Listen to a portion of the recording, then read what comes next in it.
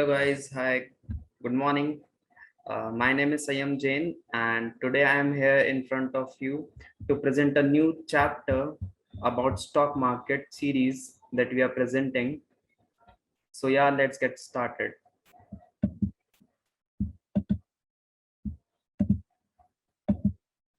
I hope you all can see my screen. So what is the basic motive behind this video? This lecture is an introduction about how we can do a company analysis, how we can do a fundamental analysis of a company if we want to invest in a particular company.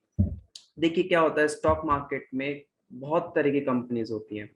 पहली lecture में हमने जाना कि कैसे हम stocks को divide करते हैं sector wise.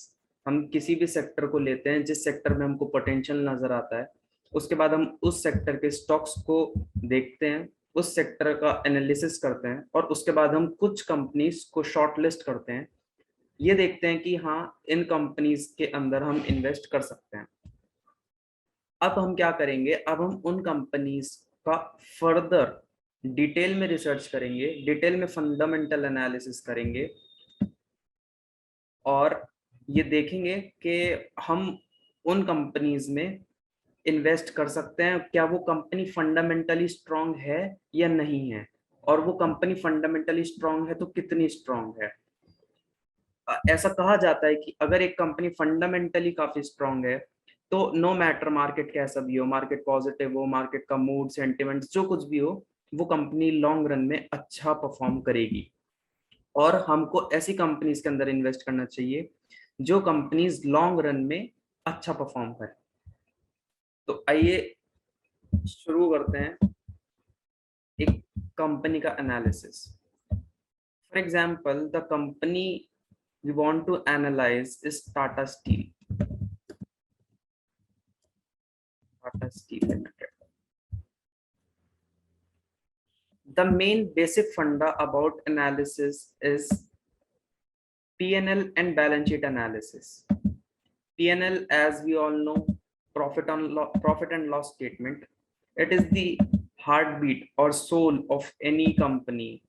The financials of a company is most important factor that we look upon while analyzing about the fundamentals of a company.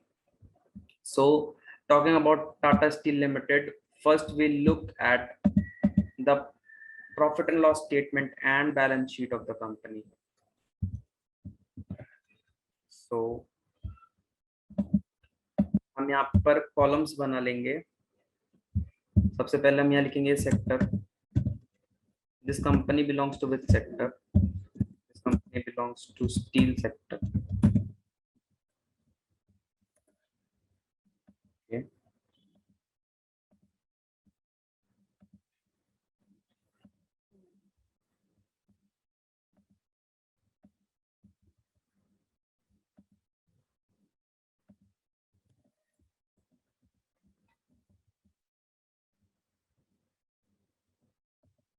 हमको क्या करना है, एनालिसिस जब हम इनकम स्टेटमेंट का करेंगे तो income statement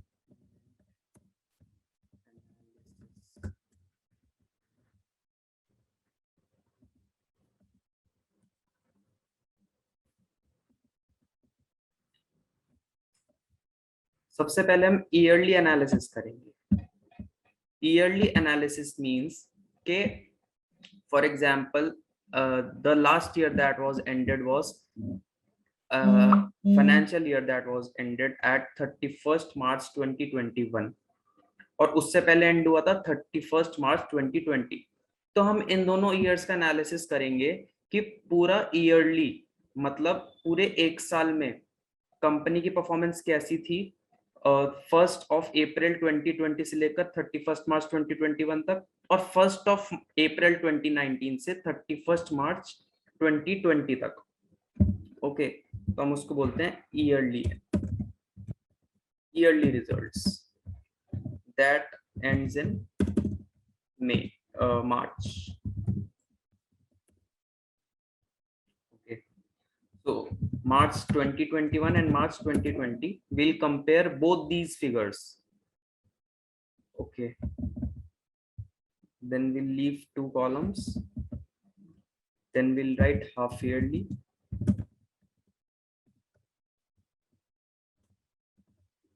Half yearly ends in September. Half yearly means six months results. 6 months comprises of April to September and October to March. These are the 6 months.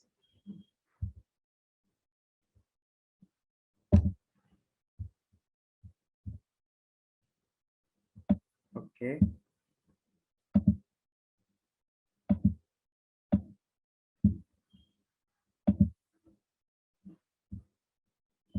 Then we'll write half yearly of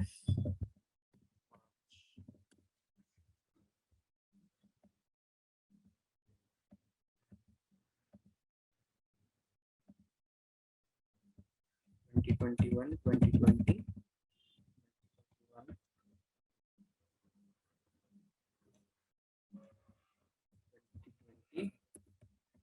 as we all know कि अभी 2021 का सितंबर नहीं आया है, तो हम इसको compare करेंगे 2020 के सितंबर से और 2019 के सितंबर से. Okay, we'll boldify all them.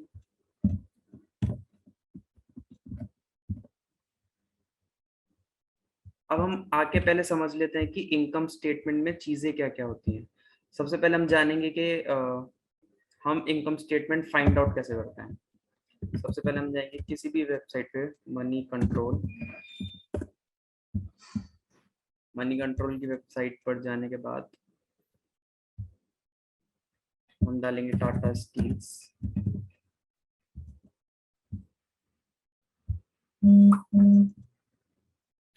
Tata steels में अब हम यहाँ पर नीचे आएंगे, यहाँ आपको ऑप्शन दिखाई देगा. ये टाटा स्टील्स का पूरा पेज आ गया. इसमें सारी इंफॉर्मेशन टाटा स्टील्स के बारे में है, जैसा कि हमने लास्ट वीडियो में बात की थी.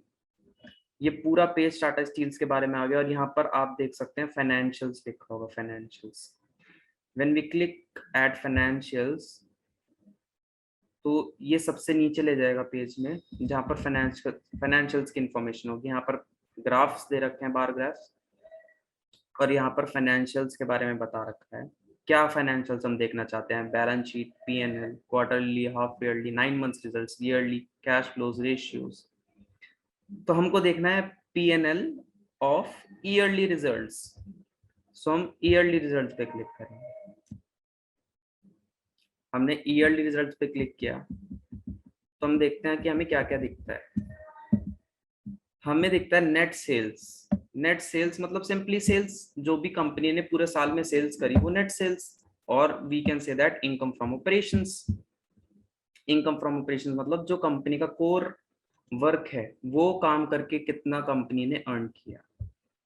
We add other operating income, और कुछ ऑपरेटिंग इनकम होगी जो कंपनी के साथ साथ होगी इसके. और टोटल इनकम फ्रॉम ऑपरेशंस उसका आ गया कंपनी का इतना. ये आ गया मार्च 2021 का, ये आ गया मार्च 2020 का. ओके.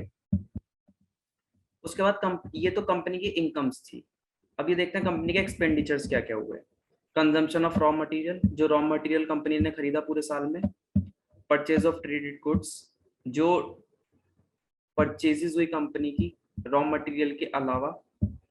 इंक्रीज या डिक्रीज इन स्टॉक्स, ये पॉजिटिव में है तो ये इंक्रीज होगा, और अगर ये नेगेटिव में है तो ये डिक्रीज इन स्टॉक होगा. Power and fuel. Employ cost मतलब कि जो एम्प्लॉयज को रेम्यूनरेशन दिए, वेजेस दिए, उसका कॉस्ट. डेप्रिसिएशन कितना लगा है. एक तरीके से एक प्रॉफिट एंड लॉस अकाउंट है, जैसा कि हम देखते आ रहे हैं काफी टाइम से.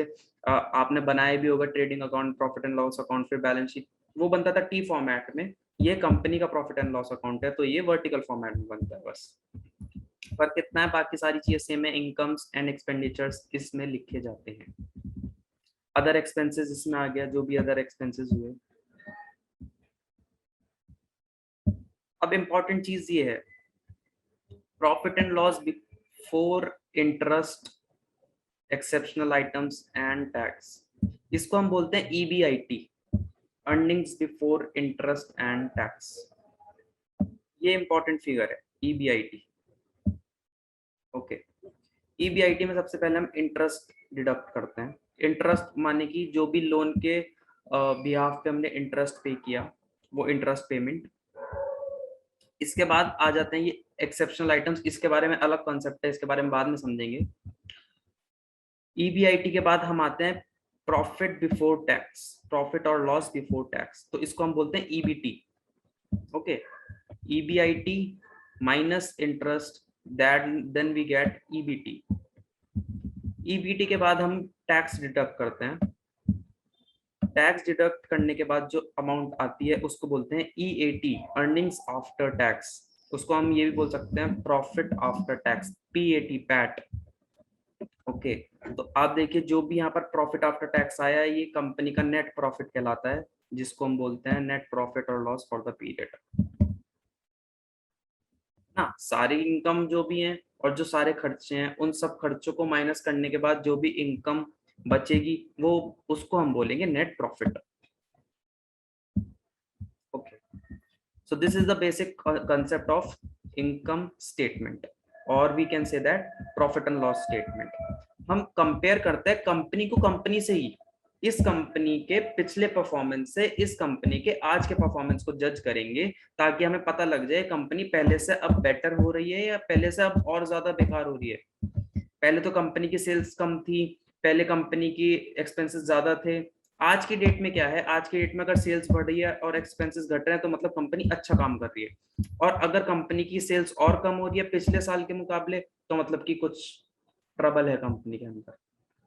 सेल्स क्यों नहीं बढ़ पा रही है, एक्सपेंसेस क्यों नहीं कम हो पा रहे हैं, ये सारी चीजों के जवाब अगर कंपनी नहीं दे पा रही है, तो इसका मतलब कंपनी इज इन ट्रबल। और फंडामेंटली स्ट्रॉन्ग कंपनी वो होगी जो हमेशा अपनी सेल्स ग्रो करती रहेगी। ओके, सो यहाँ पर हम एनालिसिस के लिए सबसे पहले लिखते हैं टोटल रिवेन्यू।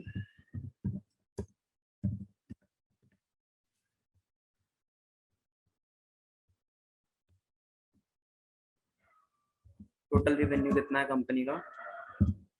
टोटल रिवेन्यू ये होता है, ये वाला net sales plus other operating income is total revenue.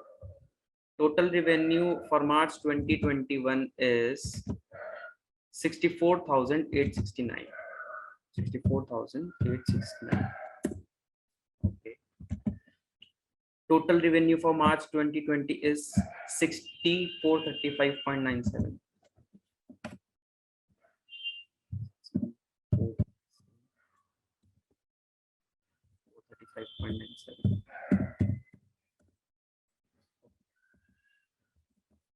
Second column that we'll look is PBIT। PBIT जैसा मैंने आपको बताया था, EBIT, PBIT कुछ भी बोल सकते हैं इसको, profit before earnings interest and tax. Okay, ये इंटरेस्ट से ऊपर वाले कॉलम में आपको हमेशा PBIT मिलेगा। तो आंखें बंद करके इंटरेस्ट से ऊपर वाले कॉलम को हम ले लेते हैं 18,415.92, 18,415.92 और 2020 का है 11,345.57। अब हम PBIT में से इंटरेस्ट डिडक्ट करेंगे, इंटरेस्ट का अमाउंट डिडक्ट करेंगे। इंटरेस्ट का अमाउंट कितना था? 3393.84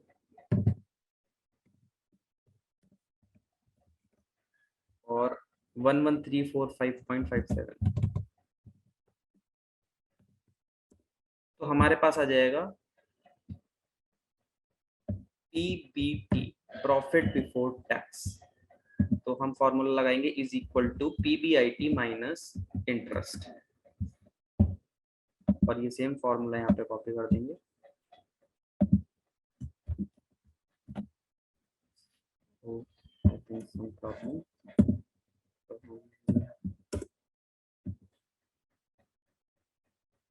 ओ इंटरेस्ट यहाँ पर सेम लिख दिया, इंटरेस्ट है यहाँ पे 3031.01। ओके, सो PBT 2021 का है 1502.08, देखिए हमने भी ये कैलकुलेट किया है, और 2020 का 8314.56 और हमारा आ रहा है 96। वो राउंडिंग ऑफ एरर है, उसकी कोई प्रॉब्लम की बात नहीं। पीबीटी के बाद हम जो चीज डिडक्ट करेंगे वो आएगी टैक्स। टैक्स कितना पे किया कंपनी ने? 4188.51। 2020 में -132.82, -132.82 का मतलब ये टैक्स पे नहीं करा कंपनी ने 2020 में, इसको रिफंड मिला है। जो टैक्स उसको पे करना चाहिए, टैक्स इज एन एक्सपेंस, तो टैक्स एक्सपेंस है तो वो 4188.51 इज एन एक्सपेंस। बट यहाँ पर अगर माइनस का सिंबल दिखाई दे रहा है तो मतलब कि वो एक्सपेंस की जगह वो इनकम बन गया, मतलब कि हमने पिछले साल टैक्स ज्यादा पे कर दिया था, तो इस साल मतलब ये 2020 का है, मतलब 2019 में हमने टैक्स ज्यादा पे कर दिया था, तो इस साल हमें टैक्स का रिफंड मिल रहा है।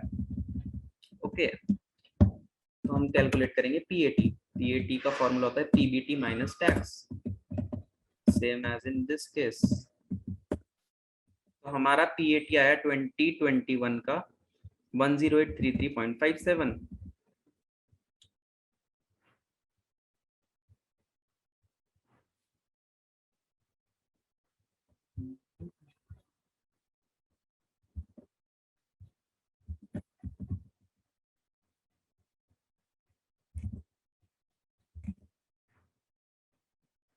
ओके, इन्होंने एक्सेप्शनल आइटम्स भी इंक्लूड किया है, लेकिन हम एक्सेप्शनल आइटम इंक्लूड नहीं करेंगे, तो will not use this formula as of now.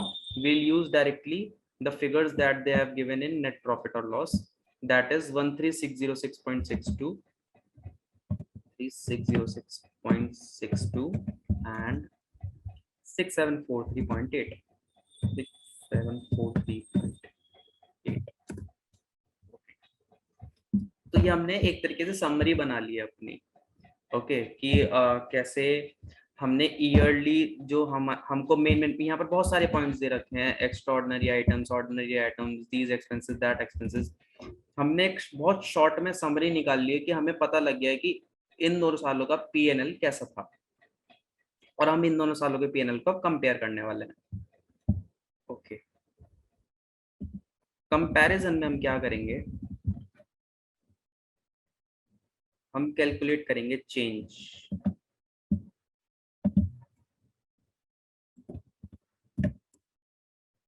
Change, either it is positive or it is negative.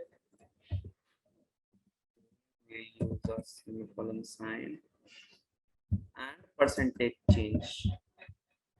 कितना एब्सोल्यूट चेंज हुआ और कितना परसेंटेज टर्म्स में चेंज हुआ, तो इसका फॉर्मूला होता है current year minus previous year. अगर ये अमाउंट पॉजिटिव में है तो मतलब अच्छी बात है, कंपनी पिछले साल से अब तक बढ़ी है। पिछले साल इसकी सेल थी 60,435.97 crore, these all figures are in crore, और 2021 में इसकी सेल हो गई है 64,869, मतलब कि 4433.03 अमाउंट बढ़ा है। ओके, सेम चीजें कॉपी कर देंगे नीचे, तो ये सारी चीजें पॉजिटिव में आई हैं, मतलब कंपनी अच्छा परफॉर्म कर रही है, कंपनी पिछले साल से अब तक बढ़ी है। Okay, we'll use percentage sign, percentage change. The formula of percentage change is change divided by previous year, और ऊपर यहाँ पर आपको परसेंटेज का सिंबल दिख रहा होगा, इसको क्लिक करेंगे तो ये परसेंटेज टर्म्स में क्लिक हो जाएगा। ओके,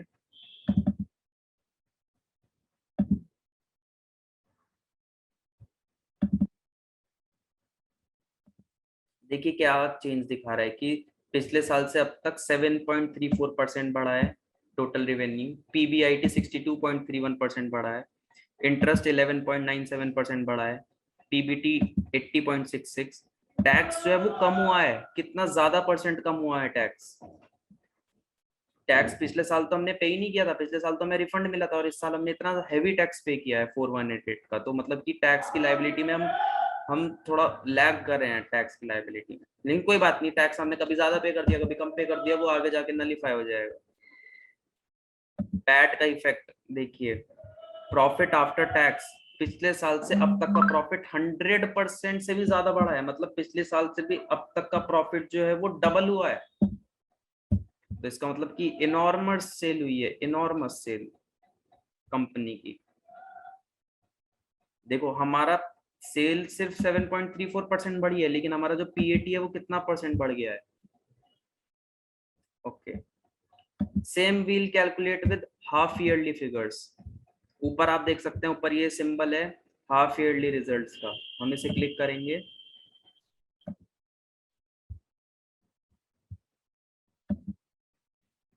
तो यहाँ जितना भी डेटा शो होगा सब हाफ ईयरली रिजल्ट्स के बेसिस पे शो होगा। ये देखिए सब हाफ ईयरली रिजल्ट्स के बेसिस पे। तो हम जब इनका डेटा एंटर करेंगे और इनके बारे में चेंज कैलकुलेट करेंगे,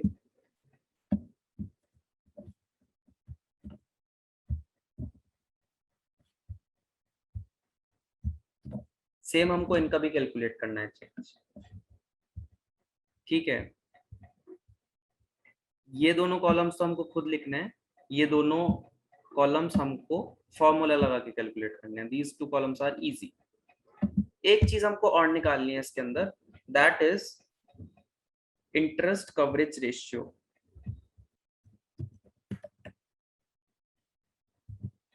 Interest coverage ratio. Now we'll understand what is interest coverage ratio. We also call it as ICR, interest coverage ratio. What is this ratio? This ratio tells that कि आप जो अपना बिजनेस कर रहे हो, आप अपना बिजनेस लोन लेके कर रहे हो, सीधी सी बात है, हम इंटरेस्ट पे कर रहे हैं, तो मतलब हमने किसी से उधार ले रखा है, हम उधार लेकर अपना बिजनेस कर रहे हैं। तो हम कितना पैसा कमा रहे हैं, हम इतना पैसा कमा भी पा रहे हैं कि जो हम इंटरेस्ट पे करें तब भी हमारा बिजनेस अच्छे से चल जाए। फॉर एग्जाम्पल मेरे को एक बिजनेस शुरू करना है 50,000 रुपीज से, तो मैंने किसी से लोन लिया 50,000 रुपीज का। उसके बाद उस बंदे ने बोला कि यार मेरे को पर मंथ 5,000 रुपीज का इंटरेस्ट चाहिए। मैं कहा ठीक है जी, दे दूंगा 5,000 रुपीज का इंटरेस्ट। लेकिन मैं इतना तो पैसा अर्न ही नहीं कर पा रहा पर मंथ अपने बिजनेस में कि जो मैं उसको इंटरेस्ट भी दे पाऊँ 5,000 रुपीज का। तो क्या मैं अपना बिजनेस प्रॉफिट में चला रहा हूँ? नहीं, मैं अपना बिजनेस लॉस में चला रहा हूँ। मेरा तो कुछ प्रॉफिट हो ही नहीं रहा, और जो भी मेरा 2-4 हजार रुपए का प्रॉफिट हो रहा है, 5,000 रुपए तो मुझे पहले इंटरेस्ट वाले को देने हैं जिससे मैंने लोन लिया है। सीधी सी बात है। तो इसमें हमको ये कैलकुलेट करना है इंटरेस्ट कवरेज रेशियो में कि हमने जो इंटरेस्ट ले रखा है वो सही ठीक ठाक अमाउंट का ले रखा है। कहीं ऐसा तो नहीं कि इंटरेस्ट का अमाउंट, लोन का अमाउंट ज्यादा हो रहा हो, हमारा सेल जो है, हमारा जो प्रॉफिट आफ्टर टैक्स है, नेट प्रॉफिट जो फिगर तो दिखा रहा है कितनी, हमारा लोन कितना है। कि इन दोनों का प्रोपोर्शन ठीक बैठ रहा है या नहीं बैठ रहा। तो इसका फॉर्मूला है इंटरेस्ट डिवाइड बाय पीएटी। इसको हम परसेंटेज टर्म्स में कन्वर्ट करेंगे तो 24.94। तो मतलब जितना पैसा हम कमा रहे हैं उसका 25% हम दे रहे हैं इंटरेस्ट में। ओके, ये जितना कम होगा उतना अच्छा है। 24.94 इज अ बिग अमाउंट, इतना ज्यादा लोन है ये। देखो कि हम जितना पैसा कमा रहे हैं 25% उसे इंटरेस्ट में दे रहे हैं। पिछले साल जितना हमने कमाया उसका हमने 44.95% इंटरेस्ट में दिया। जितना ज्यादा इंटरेस्ट होगा किसी कंपनी का, जितनी ज्यादा लोन लायबिलिटी होगी, उस कंपनी के फंडामेंटल्स उतने ही ज्यादा वीक होंगे, है ना। ऐसा ये पूरी फिगर्स आपको इन सब के लिए भी कैलकुलेट करनी है, और इन सब के लिए भी एनालाइज करना है कि क्या चीज ज्यादा है क्या चीज कम है। Same as in this is the yearly analysis, this is the quarterly analysis, this is the half yearly analysis. Now we'll look into quarterly analysis. हम क्वार्टरली कैसे एनालाइज करेंगे? यहाँ पर एक कॉलम बनाते हैं,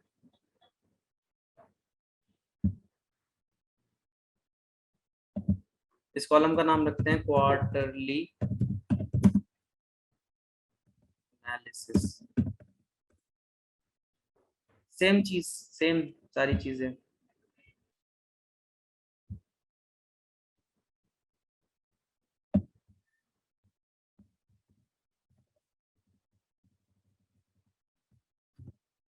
लेकिन अब कुछ कुछ चीजें बदल जाएंगी। क्वार्टरली है तो हमको यहाँ क्वार्टर देखना पड़ेगा कि कौन सा क्वार्टर है। हमको यहाँ देखना पड़ेगा क्वार्टर है ये जनवरी टू मार्च। तो हम जनवरी टू मार्च का जो क्वार्टर है, जनवरी फरवरी मार्च, जनवरी टू मार्च 2021 को जनवरी टू मार्च 2020 से कंपेयर करेंगे। हम देखेंगे कि उस टाइम पीरियड में कंपनी की सेल कितनी थी 2021 में, और जनवरी टू मार्च के 2020 के टाइम पीरियड में कंपनी की सेल और सारी चीजें कैसी थी, सारी figures. Same as we calculate April to June, April to June quarter. June 2021 खत्म हो चुका है तो जून 2021 और ये 2020। Same will calculate with July to September quarter. July to September अभी चालू है, सितंबर खत्म नहीं हुआ है 2021 का, तो 2020 2019।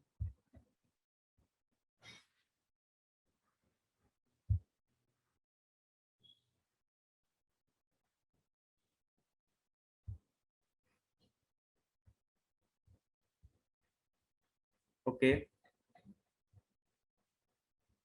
और एक और क्वार्टर है, 4 क्वार्टर होता है ना पूरे साल में, तो एक और क्वार्टर हम लिखेंगे। उस क्वार्टर का नाम हम लिखेंगे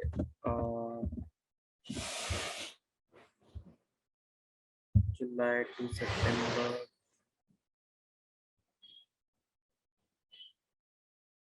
अक्टूबर to December quarter, October to December quarter. सारी फिगर्स लिखेंगे इन सब चीजों के बारे में, और सारे रेवेन्यूज और ये सब कैलकुलेट करके फॉर्मूला लगा के हम कैलकुलेट करेंगे, तो हमको कुछ ऐसा पेज दिखाई देगा।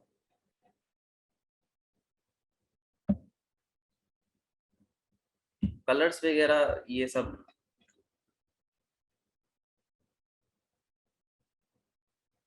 कंडीशनल फॉर्मेटिंग के थ्रू आते हैं।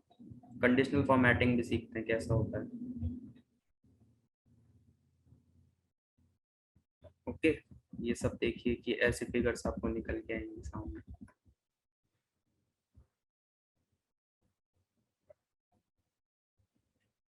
अब ये कंडीशनल फॉर्मेटिंग क्या होता है देखिए।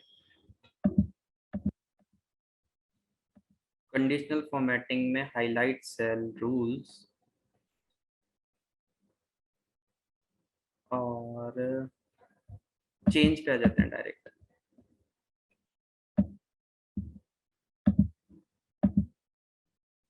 ग्रेटर देन, अगर ग्रेटर देन 0 है तो ग्रीन कलर कर दीजिए, और अगर लेस देन 0 है तो रेड कलर कर दीजिए, तो ऑटोमेटिकली वो ग्रीन और रेड अपने आप कर देगा। Simple. Okay, now will talk about balance sheet analysis. Balance sheet, first we'll study about balance sheet of a company। Balance sheet दिखती कैसे है कंपनी की। ये कंपनी की बैलेंस शीट है।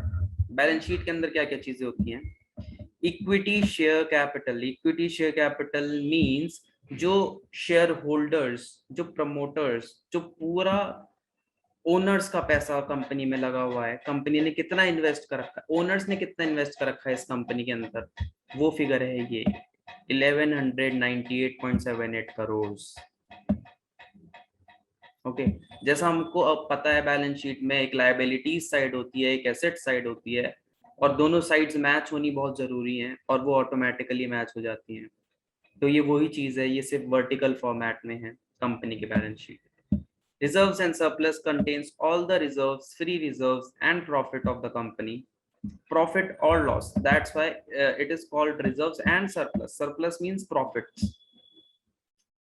तो इसमें सब कुछ इंक्लूड करके इतना अमाउंट आया है। टोटल रिजर्व्स एंड सरप्लस इतने हैं कंपनी के, total share holder fund is calculated by total equity share capital और total share capital plus reserves and surplus. इन दोनों अमाउंट को प्लस करेंगे तो आएगा total share holders fund.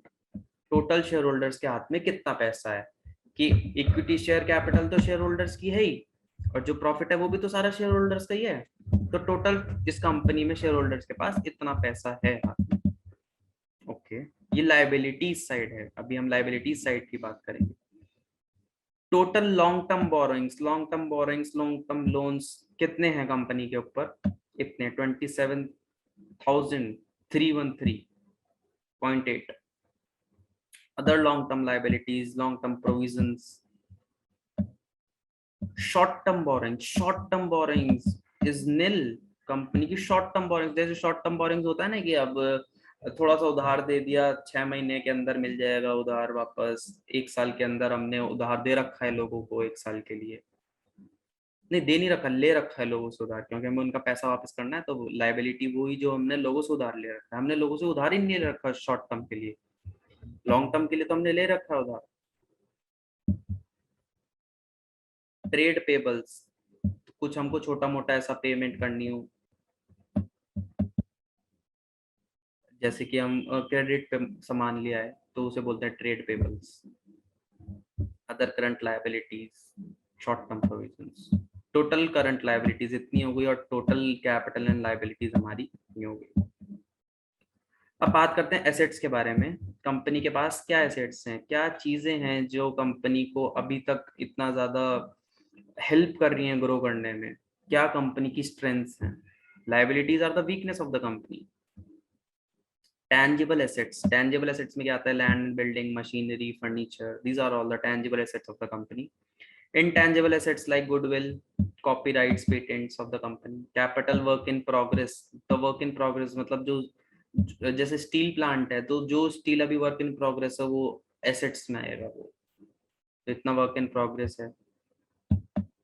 Fix assets total इतना है कंपनी के पास। Non current investments, non current investment means long term investment कितना है कंपनी के। लॉन्ग टर्म इन्वेस्टमेंट क्या हो सकते हैं? फिक्स डिपॉजिट्स, कहीं बॉन्ड्स इशू, शेयर परचेज कर रखे हैं कंपनी ने। Long term loans and advances, company ने लॉन्ग टर्म लोन्स दे रखे हैं किसी को, जो भी कंपनी के एसेट्स हुए, दे रखे हैं, ले नहीं रखे, दे रखे हैं लोन, तो वो अपने एसेट्स हुए। तो टोटल नॉन करंट एसेट्स ये हैं। करंट एसेट्स, करंट इन्वेस्टमेंट्स जो शॉर्ट टर्म ऑफ पीरियड के लिए इन्वेस्टमेंट कर रखी है। इन्वेंटरीज जो होल्ड कर रखी है कंपनी ने। ट्रेड रिसीवेबल्स, जो लोगों से पैसा आना है, जो माल हमने बेच रखा है क्रेडिट पे। कैश एंड कैश इक्विवेलेंट, जो आइडल कैश हमारे पास पड़ा हुआ है। Short term loans and advances, जो छोटे मोटे लोन्स दे रखे हैं कंपनी ने। Other current assets, total current assets, total assets, और ये below the balance sheet items. Okay, अब ये सारी चीजें हमको समझ में आ गई है कि बैलेंस शीट में क्या क्या चीजें होती हैं। अब हम इन चीजों को एंटर कैसे करेंगे फॉर आवर फर्दर एनालिसिस, ये देखते हैं। सबसे पहले हमारा जो इंटरप्रिटेशन रहेगा वो रहेगा कैपिटल एंड रिजर्व इंटरप्रिटेशन। सबसे पहले ऊपर हम कंपनी का नाम लिखेंगे, टाटा स्टील्स लिमिटेड।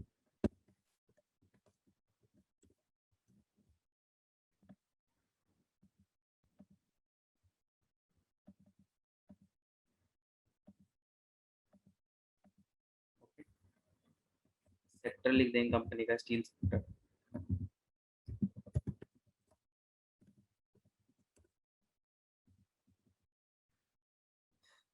सबसे पहले हम देखेंगे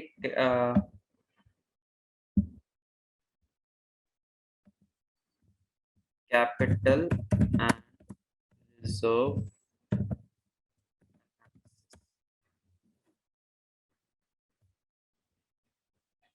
ओके, तो बैलेंस शीट को शुरू करते हैं इक्विटी एंड लायबिलिटीज के साथ।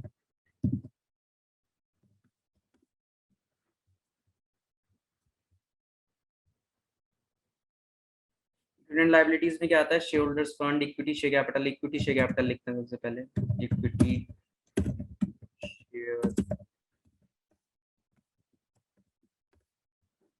कैपिटल।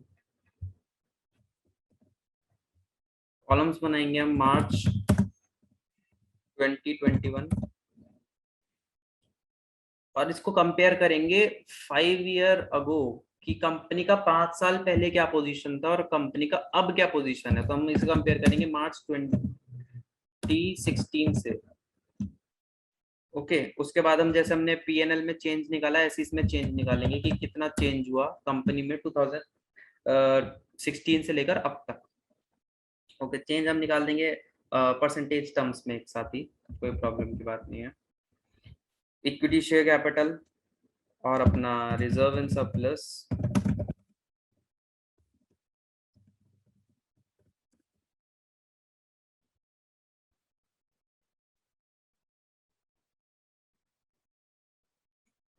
रेशियो ऑफ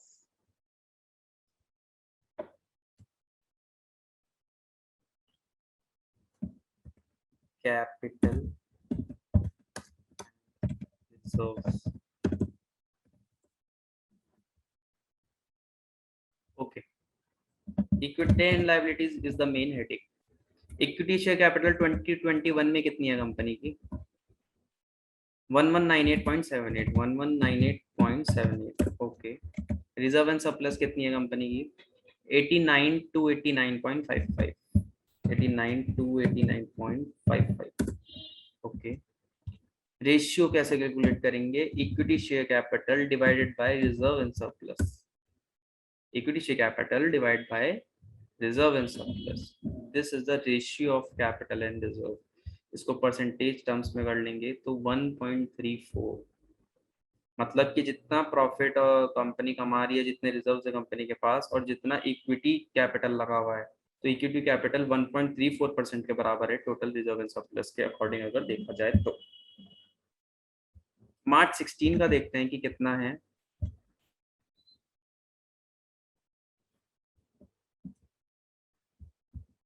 मार्च 16 का इक्विटी शेयर कैपिटल 971.41 971.41।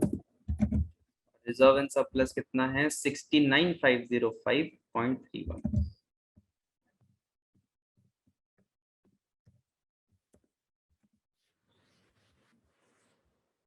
ओके इनका रेशियो निकाल लेते हैं। रेशियो आया हमारे पास 1.40। ओके नो प्रॉब्लम, मतलब दोनों सिमिलर हैं एक तरीके से देखा जाए तो, बस चेंज देख लेते हैं आपकी कितना चेंज है। अब देखिए मार्च 16 से लेकर 21 तक जो इक्विटी शेयर कैपिटल है वो 227 करोड़ रुपीस बढ़ी है और I think these figures are in lakhs, 1198 lakhs. Okay 227 lakhs बढ़ी है और जो रिजर्व एंड सरप्लस है वो कितना बढ़ा है? 19,784.24। इसका मतलब कंपनी 5 साल में काफी अच्छा ग्रो करी है प्रॉफिट के मामले में।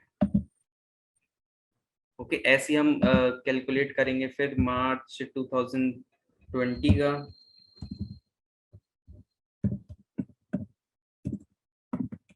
यहाँ चेंज निकालेंगे विद रिस्पेक्ट टू 2021 क्योंकि हमारा करंट ईयर 2021 चल रहा है, तो हम जो सारे चेंज निकालेंगे विद रिस्पेक्ट टू 2021 निकालेंगे। ओके और ऐसी ही सारी फिगर्स यहाँ आती रहेंगी। नेक्स्ट हम चलते हैं कैपिटल एंड लोन इंटरप्रिटेशन।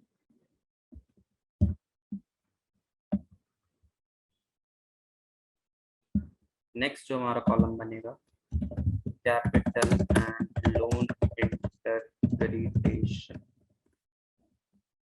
ये तो हो गया कैपिटल एंड रिजर्व एनालिसिस, ये आ जाएगा हमारा कैपिटल एंड लोन इंटरप्रिटेशन। अब इसमें हम कैपिटल को लोन के साथ इंटरप्रेट करेंगे। यहाँ तो हमने कैपिटल को रिजर्व के साथ इंटरप्रेट किया, यहाँ कैपिटल को लोन के साथ इंटरप्रेट करेंगे। तो यही यहाँ पर अपनी हेडिंग डाल देंगे equity share capital and reserve and surplus.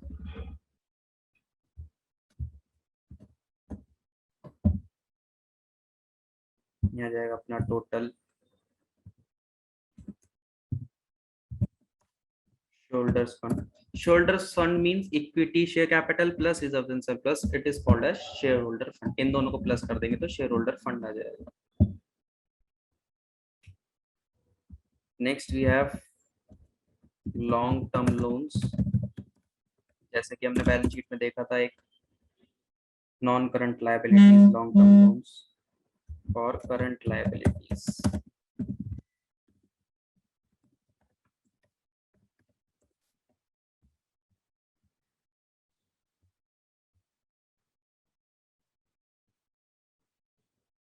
इन दोनों को अगर हम ऐड कर देते हैं तो आता है total loan. Long term loans plus current liabilities is equal to total loan. Okay, अब इक्विटी शेयर कैपिटल कितना है हमारा 1198.78. रिजर्व एंड सरप्लस है इतना. टोटल शेयर होल्डर फंड हो गया इतना प्लस इतना. लॉन्ग टर्म लोन्स कितना है 2021 का, लेट्स सी. 2021 का लॉन्ग टर्म लोन है 27313.8. 27313.8. और करंट लायबिलिटी कितनी है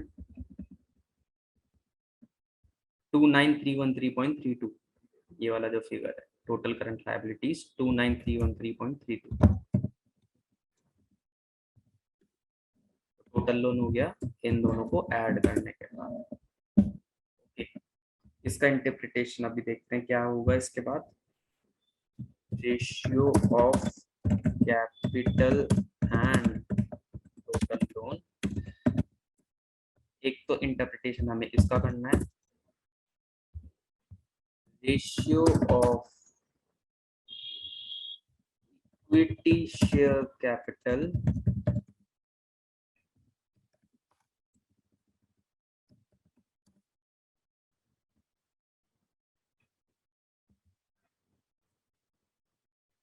wait a second please.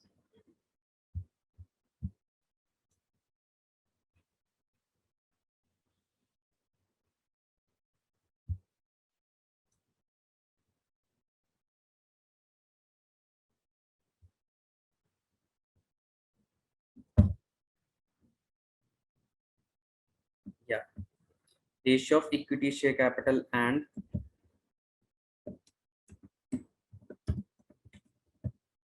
reserves. Okay, एक इंटरप्रिटेशन ये करना है. तीसरा इंटरप्रिटेशन है ratio of equity share capital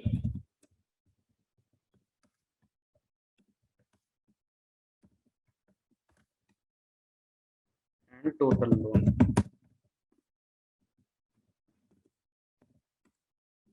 okay, देखते हैं इन तीनों का कैसे इंटरप्रिटेशन होता है.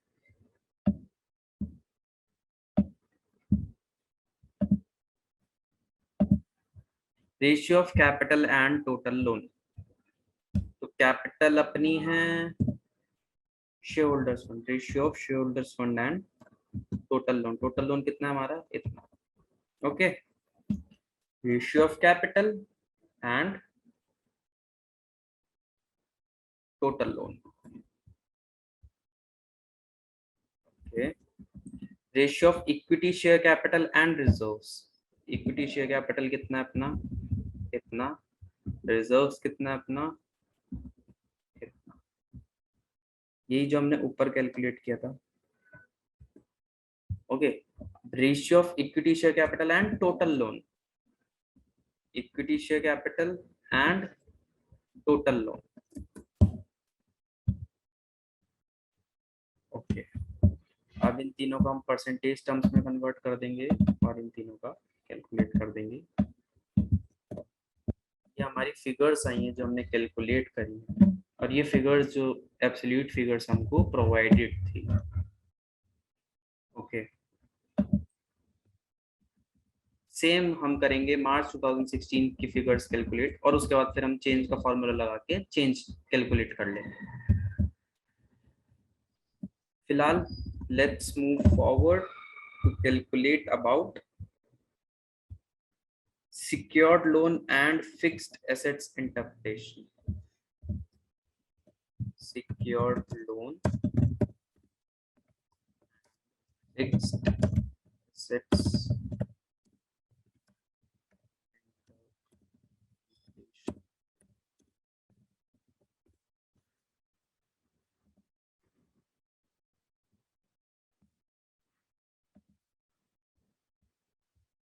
Okay. Now, what will we do in this interpretation? This interpretation about is about assets. अब हम assets को interpret करेंगे. सबसे पहले हम लिखेंगे secured loan. सिक्योर्ड लोन क्या होता है? सिक्योर्ड लोन जो भी हमारा लोन सिक्योर्ड होगा किसी सिक्योरिटी के साथ, मतलब कि हमने लोन ले रखा है और उसके बदले में हमने कुछ सिक्योरिटी रखवा रखी है, ऐसा बेसिकली होता है लॉन्ग टर्म लोन्स के बेसिस पे. तो हम सिक्योर्ड लोन को ऐसा मानेंगे, these are the long term loans of the company. So secured loans हमने लॉन्ग टर्म लोन्स हमने ऊपर कैलकुलेट कर रखे हैं 27313. तो ये वाली फिगर हम डाल देते हैं. Now we'll enter fixed assets of the company. Company के फिक्स एसेट्स हमको देखने पड़ेंगे कहाँ हैं. एसेट्स के कॉलम में ये हमारे फिक्स एसेट्स कंपनी के 79,243.59, 79,243.59. Okay. Then we'll calculate the ratio of secured loans to fixed assets. Ratio of secured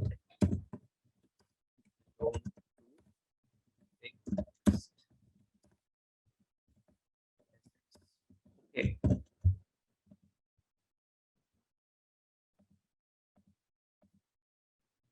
Ratio, simply divide by secured loan by fixed assets, and then we'll add percentage terms to it.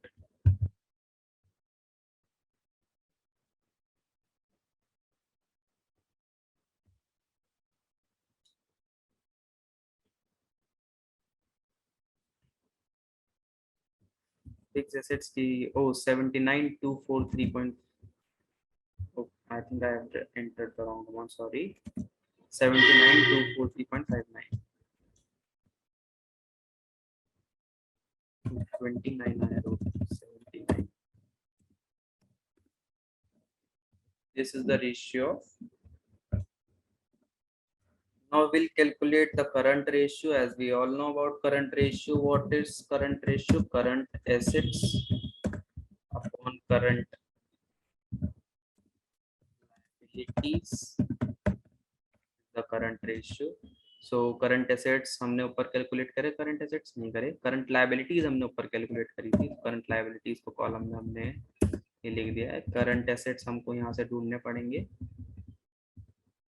total current assets 23756.3. 23756.3 is the current assets. And what is the current ratio? Current asset divided by current liability is the current ratio, which is 0.81. Okay, same जैसा कि हमने यहाँ पर क्या मार्च 2021 के लिए same करेंगे, मार्च 16 के लिए, मार्च 15 के लिए, मार्च 20 के लिए, मार्च 19 के लिए, मार्च 18 के लिए, मार्च 17 के लिए, और सबके चेंजेस कैलकुलेट अपना आप हो जाएंगे. हमको सिर्फ एक फॉर्मूला लगाना पड़ेगा. मार्च 16 का हमने कैलकुलेट कर ही दिया. हमको ये पूरी फिगर्स एंटर करनी है और सारी चीजें हमको सारी फिगर्स कैलकुलेट करके हमको बाद में इसका इंटरप्रिटेशन भी करना है. Okay.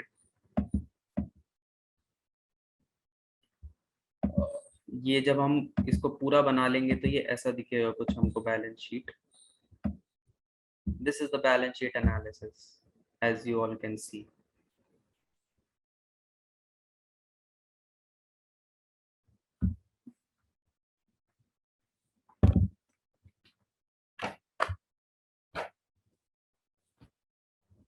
Now what will we do? ये तो हमने कर लिया financial analysis of the company. Financial analysis में हमने पीएनएल और बैलेंस शीट का एनालिसिस कर लिया. अब हम करेंगे स्वॉट एनालिसिस. स्वॉट एनालिसिस में व्हाट विल वी डू?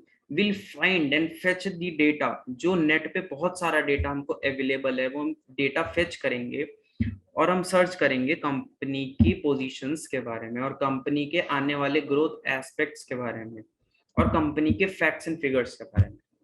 तो ये शेयर प्राइस, जो भी हमको फैक्ट्स एंड फिगर्स हमको कंपनी के मिलते हैं, वो हम एंटर करते हैं ताकि हम आगे अच्छे से एनालाइज कर सके कंपनी को। शेयर प्राइस हमने मनी कंट्रोल की वेबसाइट से ले लिया, 52 वीक रेंज ले लिया हमने, high low.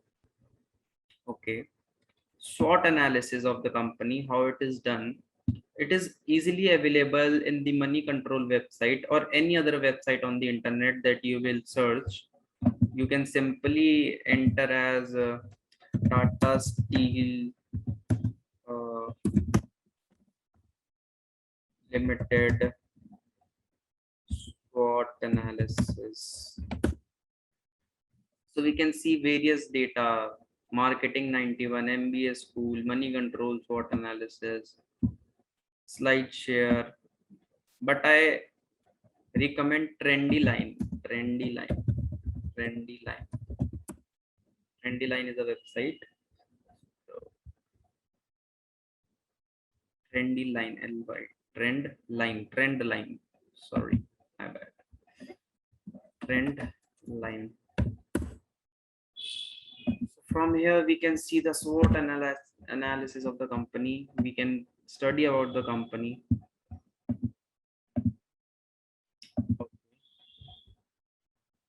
After entering the SWOT analysis data, we have to do some company analysis.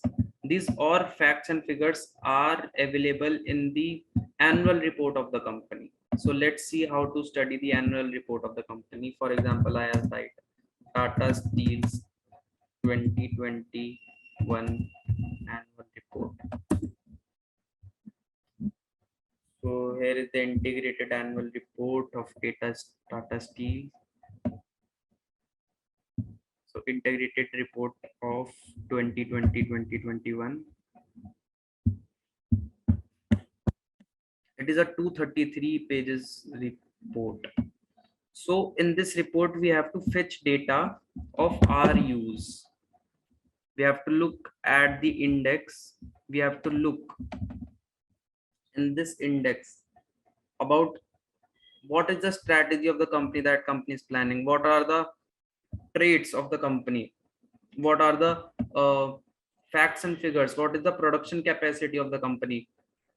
What is the place of locations? What are the new projects that our company is working upon? So ये सारी चीजें हमको, हर company में अलग criteria है, लेकिन हमको annual report के ऊपर एक नजर डालनी पड़ेगी और नजर डालने के ऊपर हमको मिल जाएंगी कुछ ना कुछ डेटा जो हम अपनी एनालिसिस रिपोर्ट में एंटर कर सकते हैं। For example I have made this report, so इसमें टाटा स्टील के बारे में अच्छे अच्छे फैक्ट्स एंड फिगर्स जो भी मेरे को मिल पाए वो मैंने डाले हैं इसमें। Talking about management, it is Tata Steels limited.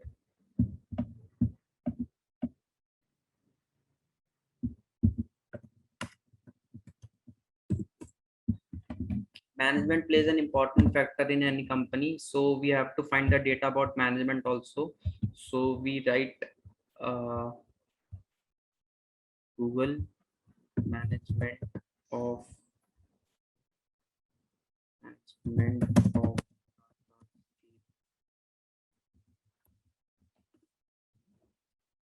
so we can look at money control website.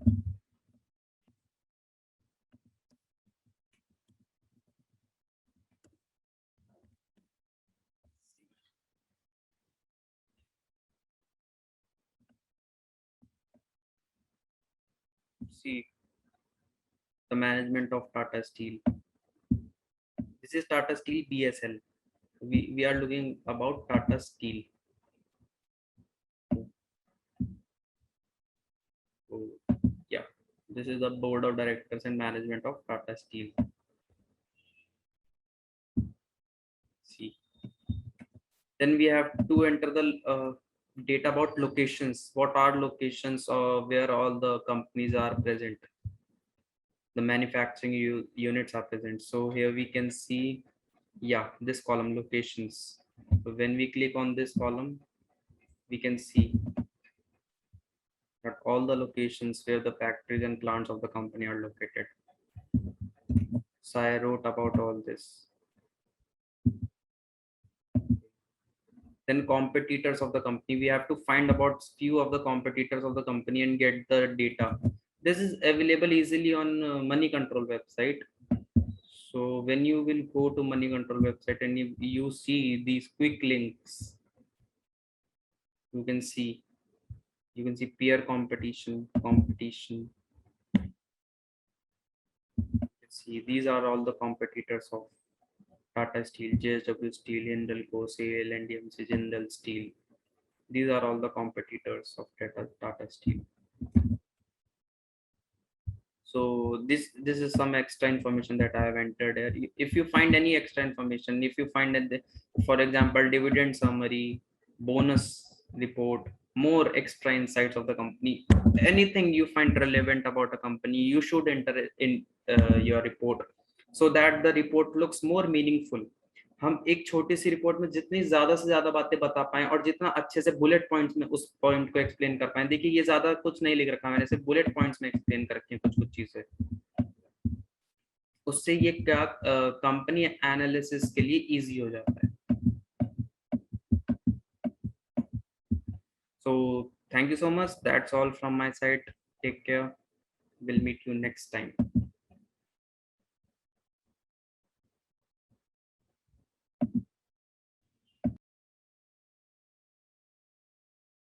अधिक जानकारी के लिए विजिट करें www.d-sha.com या फिर हमें व्हाट्सएप या कॉल करें 8591750921 पर।